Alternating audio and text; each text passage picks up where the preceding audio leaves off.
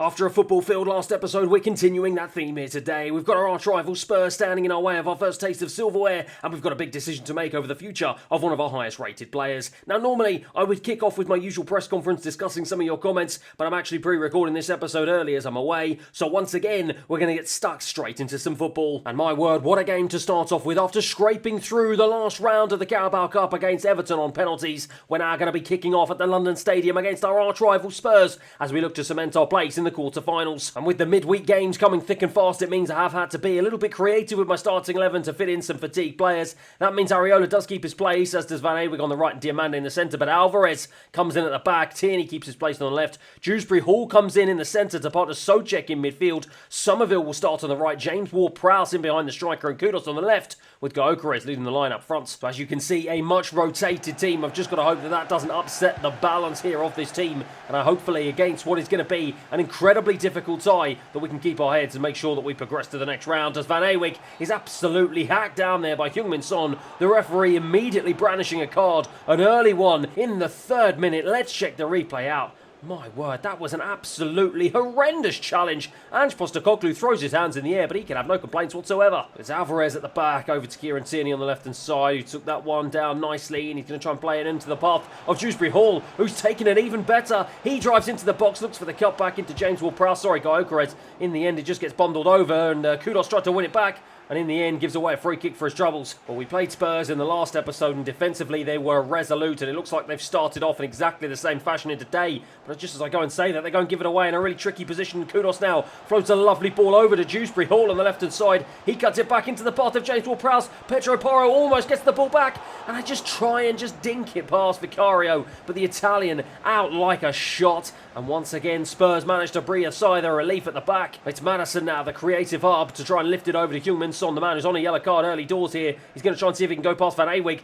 and he does manage to go past him, but Van Ewig comes back across. Brilliant defending from the young Dutchman. He has been absolutely fantastic since joining last summer. James Ward-Prowse, though, picks it up deep and plays it off to Somerville now in his attempt to try and force his way back into the starting 11 after being displaced both on the right and left-hand side by Kudos and Bowen. And now he drives into the box yet again, looks for the cutback, but Spurs reading it really nicely, and we cannot quite seem to find the right pass in the final third. Well, Spurs have got a free kick here in a dangerous position. Heung-min Son's going to be the man to take, and I thought he was going to try and dink that one into the box, but instead played it short to Bentancur, and Somerville came across, and Van Ewig yet again, lovely turn away, and now he's combined once again with his Dutch compatriot Somerville down the right hand side, and he's managed to just ghost in field past Udogie. He can't get past another Dutchman in Van der Ven. It is a Dutch ceremony here today, all of them looking to put on a magnificent performance for their respective clubs, as it is that man Van der Ven who picks it up into Pedro Porro, out to Sanchez in the centre. He's not going to try and drive through my midfield. He's managed to go past a couple of players. This is a lovely run, and he tries to smack it from distance. In the end, it's blocked off. Just a crowded sea of players in the West Ham United midfield, and now Kudos has got the paces surely to get away from the ageing Alaba. He's driving down this left-hand side, does manage to wriggle away. Can I try and feed it into the box? Where on earth was Gyökeres? Nowhere to be seen. Once again, Spurs defending valiantly. It's Gyökeres once again. It's been pretty much all West Ham here in the opening 45 minutes, as Tierney now has it. Tries to go down this left-hand side, manages to go past Pedro Porro, feeds it into the box. Dewsbury Hall can't get on the end of it. So as we begin the second half, it is stuck at 0-0. Much like the last time we played Spurs, we've had most of the possession and most of the chances, it must be said, but that Spurs defence is absolutely watertight. It's resolute, not exactly like it is in real life, I must have to say. But so far in this game, Spurs have been the better team defensively, and they had an opportunity to try and strike first in the second half, but it's a tame one in the end, and it's easy for me to defend against. Somerville now to plant his feet and to fire it all the way over to Kieran Tierney on the left-hand side, who's managed just to go past the challenge of the right midfielder, and now Kudos can come central here, and he's unopposed, and Kudos with a lovely run, plays it back out to Somerville on the right-hand side, flicks it across the box, and in the end it's too easy for Vicario. Alvarez now into Kudos, lovely pass around the corner into Dewsbury Hall, and he plays it into the overlapping run of Kieran Tierney, and Tierney now across the box into Gyökeres. It's off the post, inches away. I thought we had the beating of Vicario, but frustratingly we didn't have the beating of the goal, and it remains 0-0. Heung-min Son being chased down by the right back Van Ewig, but he's done a really good job of just using a coy turn to get away from him, and now Heung-min Son has got away from another one of my players, and he just goes past Van Ewig. The South Korean is on absolute fire here in the second half, driving forward. Can Souček try and catch him? No, he can't. Float it into the back post, and oh my word, Bentancur should have got on the end of that one. We breathe a sigh of relief as we get away with one. Well, there's about 13 minutes plus stoppage time remaining on the clock, and as you can see, top left hand corner, I've made a couple of changes. Eze has come on, as has Jarrod Bowen, trying to see if they can inject some sort of life into this West Ham United attack, as unfortunately at the moment we haven't quite managed to find our feet. But Gyökeres is the man now to try and bring it forward, who's been uncharacteristically quiet. Dewsbury Hall to try and play it into the channel, looking for the ball into Eze. Almost found him. That would have been a brilliant piece of attacking play, but eventually Spurs managed to clear their lines. It's Alvarez now, through the channel into Kudus. Kudus is going to try and play it down the line into Eze, and he's managed to find it, a pass through. Eze now into the box, cuts it back. Pedro Porro this time is in the right place at the right time. Alvarez now into Eze, who's come deep, skips away from the challenge of Pedro Porro, and can he try and find a ball out to Jarrod Bowen on the right hand side? He can. The Englishman to float it back across off Van der Ven. It's a corner. But we are very much deep into stoppage time. It is going to be that bad Eze who's going to take the resulting corner. He's going to fire it in,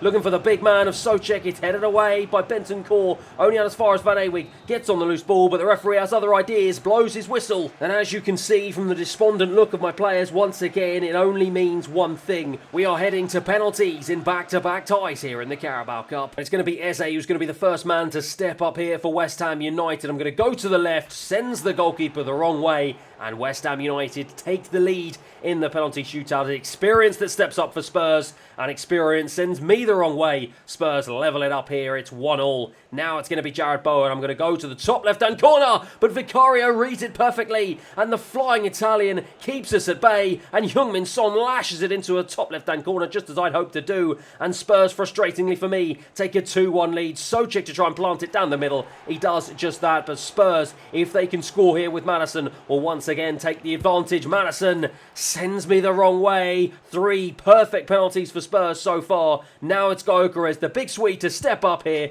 Top right-hand corner. Thank you very much. Vicario was rooted to the spot. Pedro Porro now to step up, and he sends it to the bottom right-hand corner, 4-3, and this is a penalty that we absolutely must score. It's going to be Edson Alvarez filling in at centre-back in the absence of a couple of my more fatigued central defenders. He's going to be the man to step up. I'm going to once again try and go down the middle. It is a good penalty. Vicario goes the wrong way, and now it is all down to my goalkeeper to keep out Rodrigo Bentancur. If he can score, he will be sending Spurs into the next round, and once again we'll bring our quest for silverware coming to a crashing halt as Bentancur does get the job done. He celebrates, and once again West Ham United find themselves crashing out of another cup competition. It's our first of the season, but it does not make it any easier whatsoever. Heartbreak in the penalty shootout. Rodrigo Bentancur, a lovely penalty, sent me the wrong way, just as all the other Spurs penalties did, and it will be Tottenham Hotspur progressing through to the quarterfinals of the Carabao Cup. And after getting to the final last season, I really thought this would be a cup competition we would be thriving in this season, but unfortunately our cup curse continues, as does our quest for our first piece of silverware this season. I feel like I've said this multiple times though so far this episode. Yes, Gyökeres has gone up by 2 ratings now to 85 and is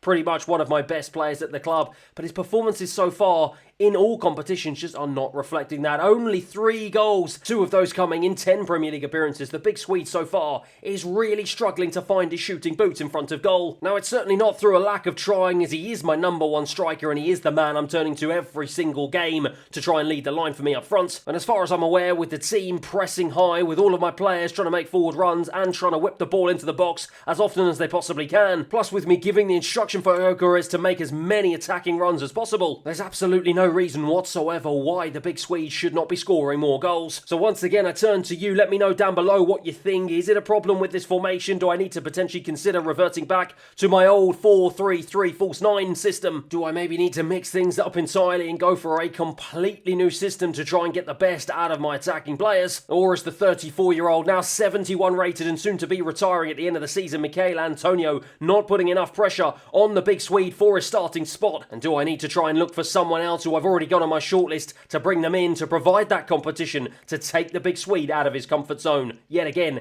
let me know down below what you think. Speaking of potential transfers though, after the shock of last episode with Neye Fajerd coming to me and demanding to be let go from the club, claiming that I'm damaging his career by not playing him enough, and this hot off the heels of him appearing in the exact same number of games as the other senior centre-backs I have at the club, and with him being the highest rated defender I have, I put the question to you, what should I do? Should I keep him at the club and not give in to his demands, or should I potentially look to sell the now 28-year-old when the January transfer window opens? And you all spoke loud and clear. The overwhelming majority majority of you wanting me to get rid of Ep4, get rid of him in January and bring someone in to replace him. And of course, what you say goes, and that is why after Chelsea have come in with a £21 million offer for the Moroccan, and after I've had a little chat with Pochettino to see if I can negotiate a better deal, I thought that I had a very good deal done until Liverpool, another English giant, came in and met his release clause of £31.6 million, meaning that we say goodbye to the 28-year-old Moroccan. But of course, with his departure in the January transfer window, it will only mean that I will be left with two senior centre-backs at the club, one of them being Mavropanos at 82 rated,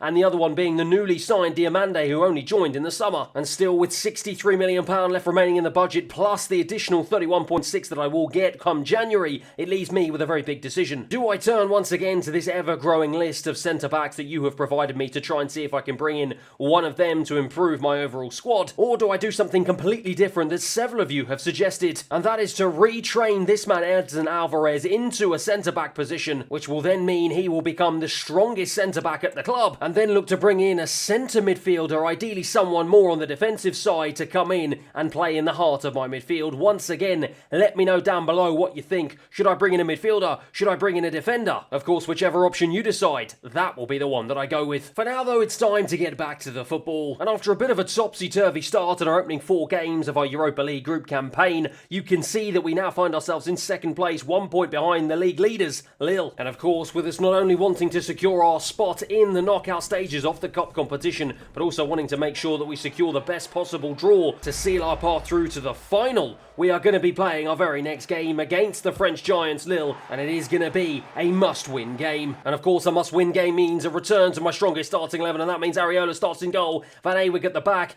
Diomande, Mavropanos and Tierney in the centre, Dewsbury Hall comes in place of James Ward-Prowse, and Alvarez is his midfield partner. Bowen, Eze, Somerville starts on the left in place of Kudos, who drops to the bench, but of course Gyökeres starts up front. It's Alvarez now to try and bring this one out of midfield, and as you can see, he's being unopposed here and finds a ball out to Jarrod Bowen on the right side. I was looking for the ball into Van Awig, but Jarrod Bowen manages to collect, plays it back into the Dutchman, and Van Awig fires it against the goalkeeper, and it just trickles past the line. I thought it was going to go over, but it didn't. Frustratingly, we do keep the ball alive though with Tierney, who smashes it against the defender. Dewsbury Hall keeps it alive. Jarrod Bowen now is going to try and see if he can go out to the right hand side to make some space to try and see if he can get a cross in, but instead checks back into the Dutchman. Van Awig tries to bundle his way through. It's cleared away by Lille, but my word, that was a big opportunity missed there. Miramon to bring this one forward. Nice ball into Brian Brobby, the man who terrorised defences in my Everton career mode. I know how dangerous that man can be, and now it's Van Awig though who brings it out into Jarrod Bowen. Lovely little turn to get away, and it's a lovely run here. Can he try and play it back out to the channel? He finds a ball into Eze. Eze into the box to cut it back into Jarrod Bowen on his left. Once again, it's blocked by Lewis Dunk. Headed down. Eze will get on the volley. What a save from Chevalier. Fantastic save from the young Frenchman. Gyökeres keeps it alive and wins us a corner. And it's going to be one that Jarrod Bowen is going to take. We've had 2 big opportunities so far in this game, neither of which we've had to take. But Eze now will try and see if he can find one. But in the end, drags his header wide. Out to Jarrod Bowen. Lovely little turn to get away. And Alvarez now, lovely ball round the corner into Van Awig. And we've opened up this little defence. And that is a defence splitting pass into Gyökeres. The big Swede switches it onto his right. Lovely. What a save again. Well, I thought that was going to be an extraordinary counter-attack. The Swede did everything he could except for put the ball in the back of the net. Can we do it on the corner here? He's going to be thrown in. It does come to his head. He manages to hold the ball up. Dewsbury Hall will pick up the loose scraps. Jarrod Bowen back into Eze, who strikes again. This time the goalkeeper remains firm and beats it away. Alvarez into Van Awig yet again. It's been all West Ham here in the opening 35 minutes. It's now round the corner yet again into Jarrod Bowen. Cuts it back into Dewsbury Hall. And this time the Englishman on for James Ward-Prowse in the centre of the park finally gets the goal that West Ham United deserve. It's a huge goal, not just for the club, but also for him, as he's been struggling so far since joining in the summer. And it was taken brilliantly. Lovely play. Gyökeres laid on a plate for Jarrod Bowen, who had the wherewithal to cut it back in. And Dewsbury Hall found himself in the right place at the right time. Lifted it into the top part of the net to give the goalkeeper no chance whatsoever. He'll be frustrated as he thought he'd done enough to keep a clean sheet so far in this game,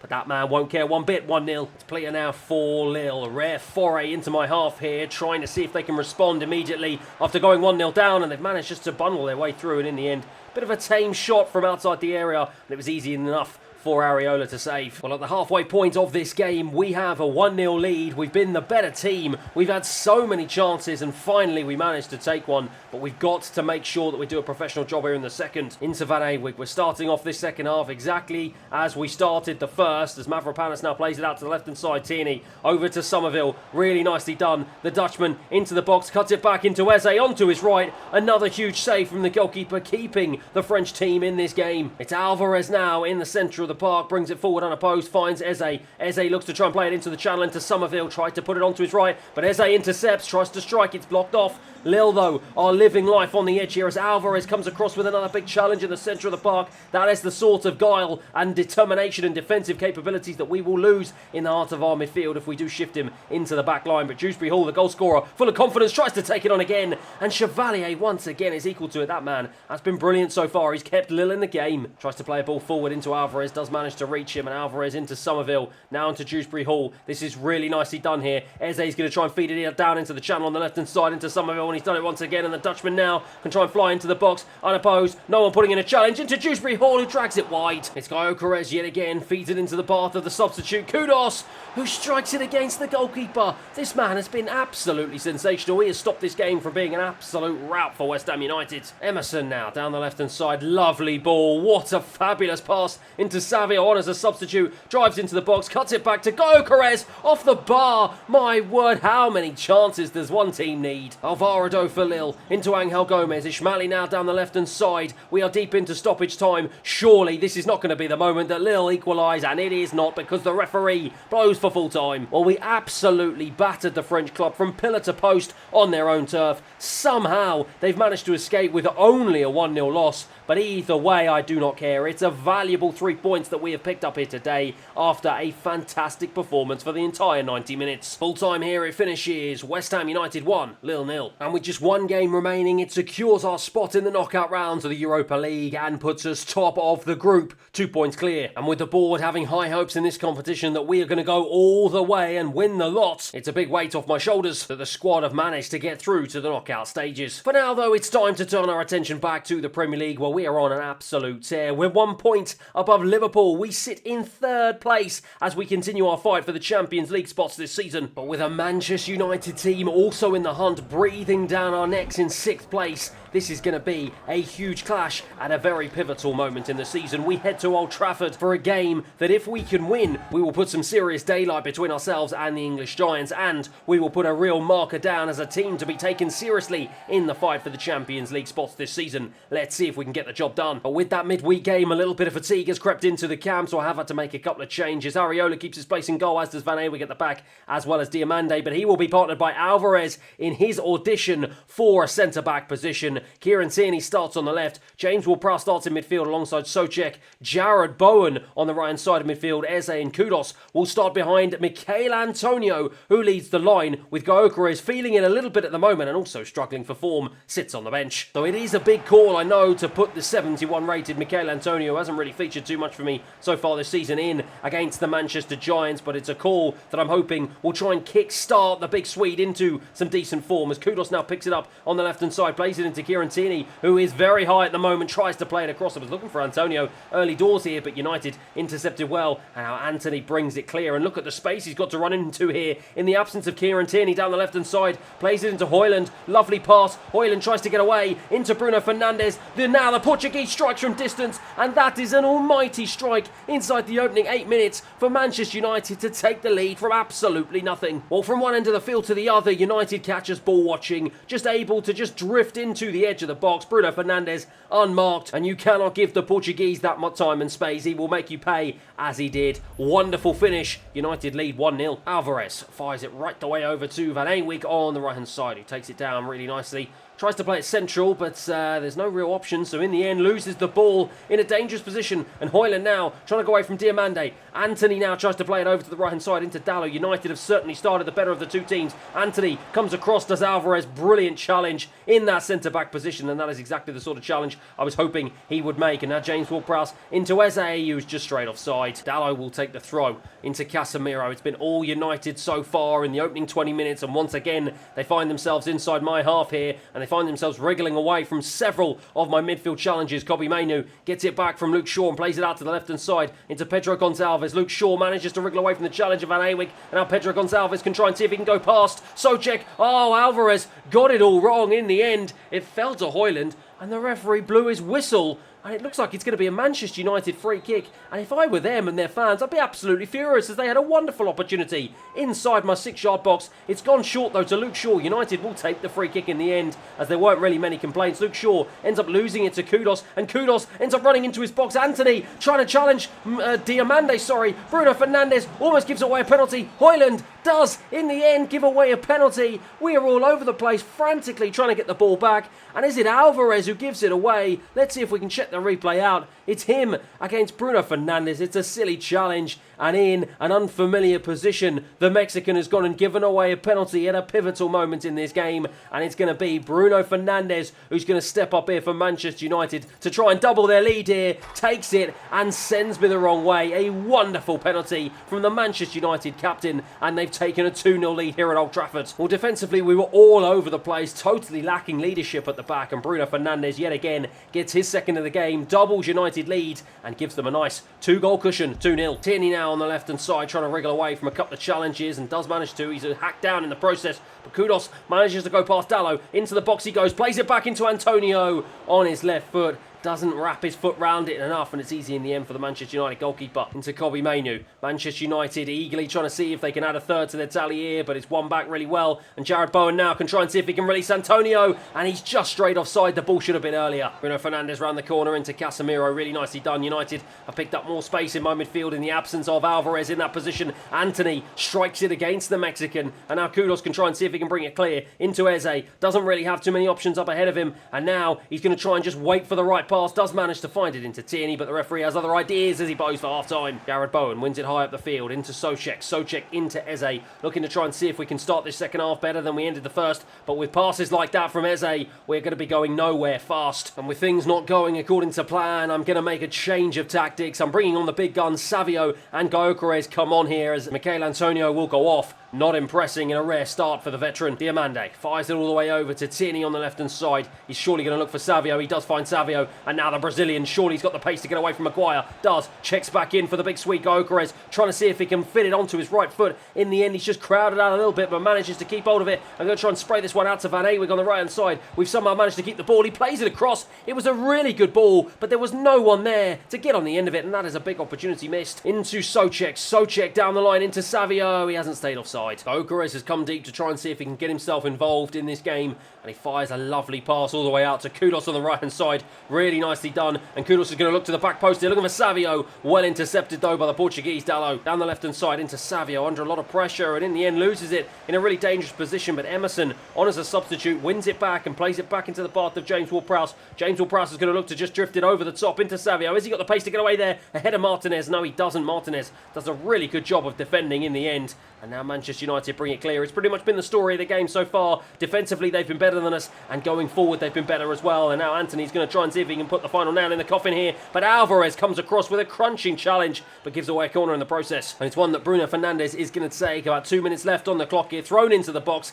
Emerson clears it away. It's going to be out as far as Kudus manages to get there ahead of Pedro Gonçalves. And now Kudus can try and bring it clear here. Has he got the pace to get away? Has he got the stamina? Yes, he does. He continues, goes past Dalot, who just does not have the legs anymore. Kudus into the box, trying to see if he can pick out an option. Gyökeres is there on his left, and Gyökeres just on the edge of the 6-yard box manages to get us back into this game, but is it too little too late? Well, clearly he needed waking up with Antonio starting the game, as Gyökeres gets a much needed goal, but once again I think it's just going to be a consolation at this point in the game.